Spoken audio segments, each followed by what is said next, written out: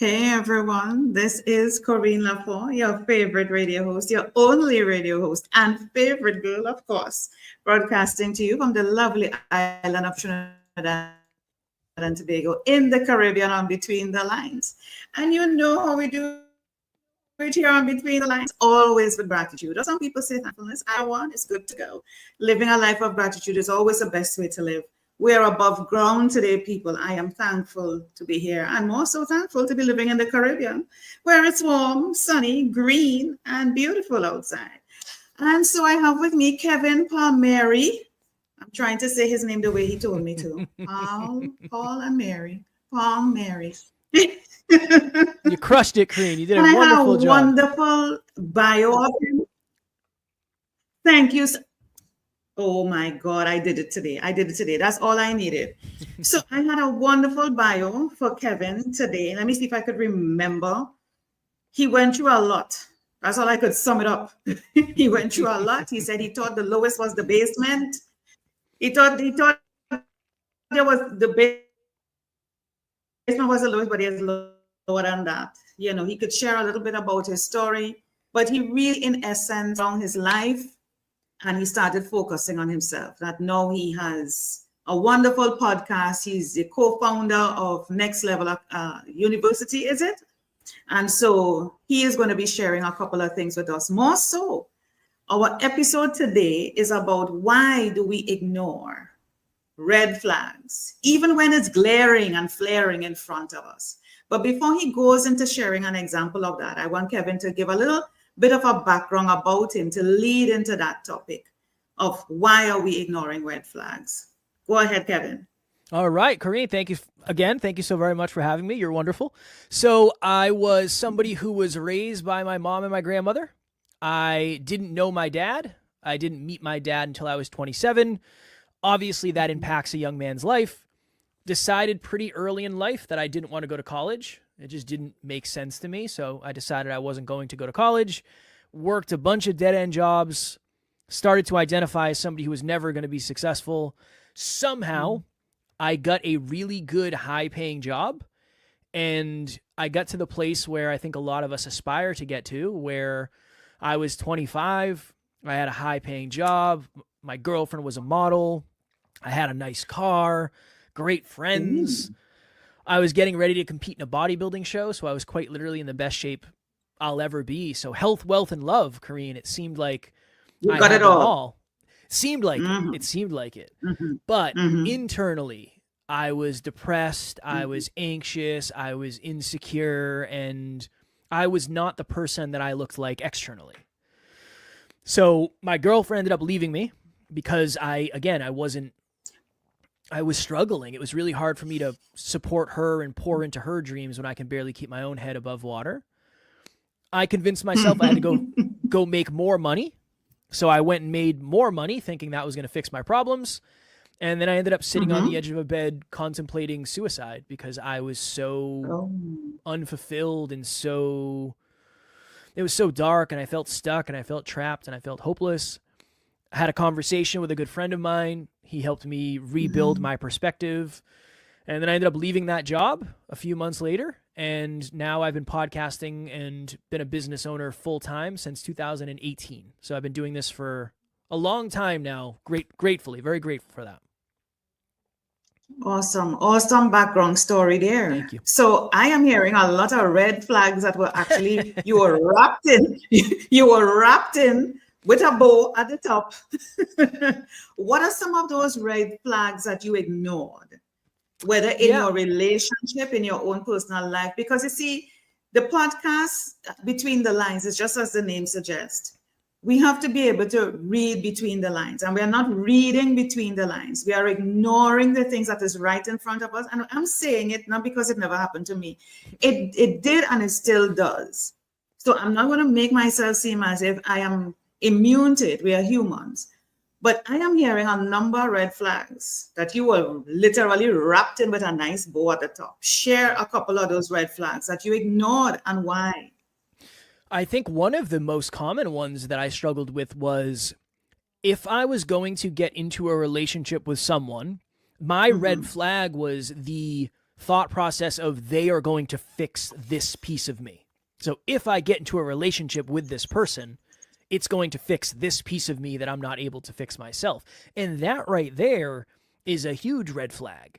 But I didn't think I could get to a place where I had a very successful, aligned, fulfilling relationship. So I think one of the reasons that we look past red flags is because, one, we don't believe we can get a green flag, or two, the red flag has so many things that we think are going to lead to a green flag, or there is something about the red flag that is so green that we're willing to give it a shot, see what happens, and then if we get hurt, we get hurt. But relationships were definitely a big one for me, and I would say the other one was mental health.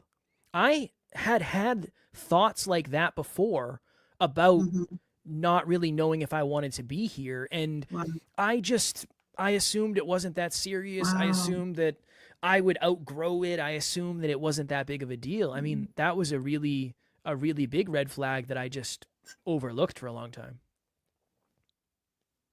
You would outgrow a red flag that's thinking about committing suicide. You would outgrow a red flag. Kevin? That was the thought, Corine. You would outgrow. And I like how you said the red flag was looking green. You know, it had enough green in it. Yeah. Well, you know, and I call that delusional. You know, yes. And it happened. I call it delusional. And it's not to make it seem, to make you seem as a bad person or you can't think or you can't process, but it happens to all of us. And let me tell you how it happens for women. We see a guy and we start to fantasize. Oh my God, the picket fence. This is my guy. Everything is going to be perfect until it's not. Somehow that reality hits in, but you start being delusional and creating this whole life in your head. It's not even real in your head. Explain to me how a red flag could be looking so green. It have enough green in it. Yeah, because that you would accept and say, you know, it will get better. Because it has enough. So one of the examples I always use for this is sex. There's been a lot of people who get into some level of relationship with someone, even though there are a ton of red flags, because the green flag of sex is so green that they're like, I'll give it a shot. What's the worst that could happen? It's super green.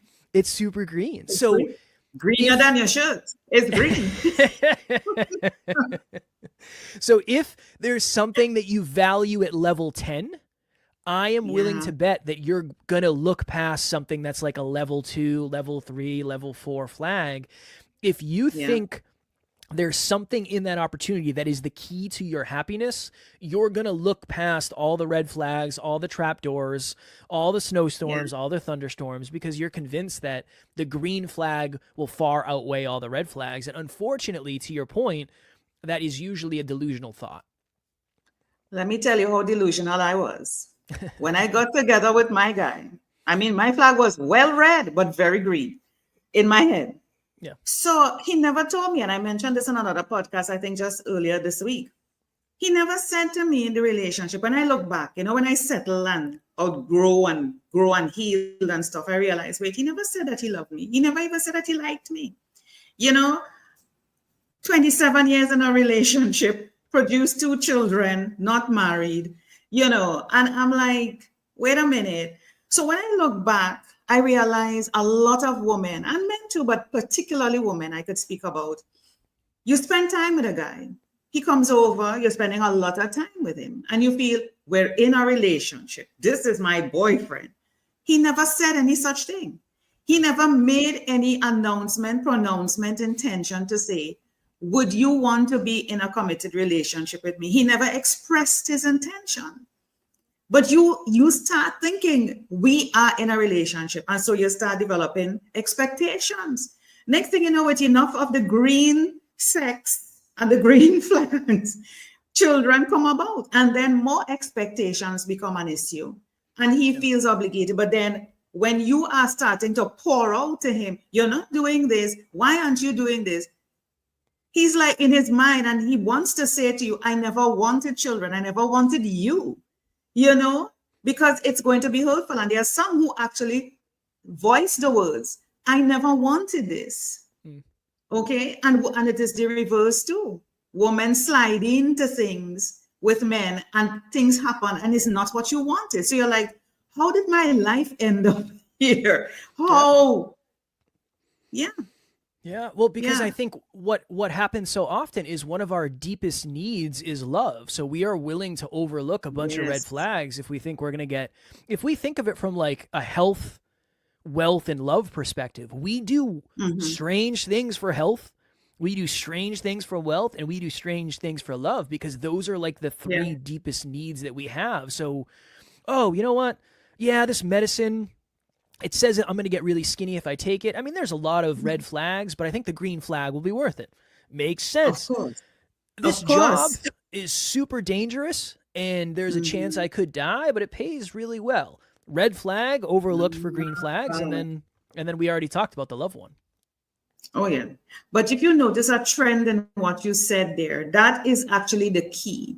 When you start to say, but you start to go down a particular, as opposed to being so sure, you're like, but, and you start to detour from really what matters, as opposed to standing your ground and say, yeah, it pays a lot. But I have heard, or I know people who work there, and the manager or the place is toxic, and I am not going there.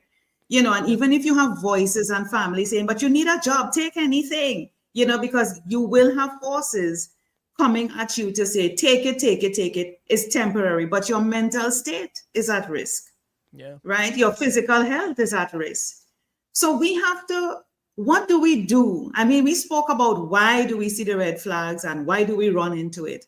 But what is a tip or two that you could share with someone as we're closing off for them to be very firm with themselves, and when they recognize it, to take the necessary action? Yeah. One is understand when your state is off, you make bad decisions. So if you've been single for a long time, you are going to start looking at people that you would never look at, and the door is going to open a little bit, even if they don't have the things that you want. When time goes by and our state is off, we get a little bit paranoid. And I think we start letting our core values and our core beliefs slide. So one is recognize. Compromise. We compromise. Great word. Yeah. That's one. Recognize your state. The longer you have gone without the thing, the more desire you have for it, and the more you're probably willing to compromise. That's one. And then part two, find people in your life and ask them for help and say, look, I know I've been single for a minute, and I know when I get single for a long period of time, I do some reckless stuff. I need you to look out for me, and I need you to keep an eye on me, because I don't want to fall into that trap again. And then I think the third thing is, just from a place of awareness, let's sit down and let's write out, in an ideal situation, what do we want in a relationship? What do we want in a job? What do we want in health?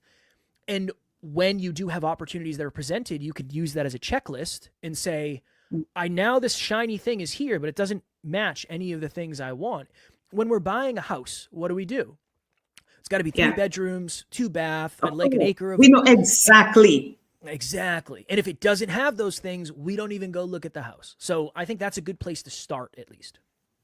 I think that's a good place to work with. Why is it? And you made a solid point, and I know we're supposed to be ending, but I have to say this, Kevin. Why is it that when it comes to those things, that we are so meticulous, the car, the house, where money has to be considered, but when it comes to our heart and our lives, we do crazy crap? Explain that. Because we know there's another car, we know there's another house, we don't oftentimes believe there is another person for us. It's deeply personal. Wow. There's a lot of scarcity there. There's a lot of cars. Wow.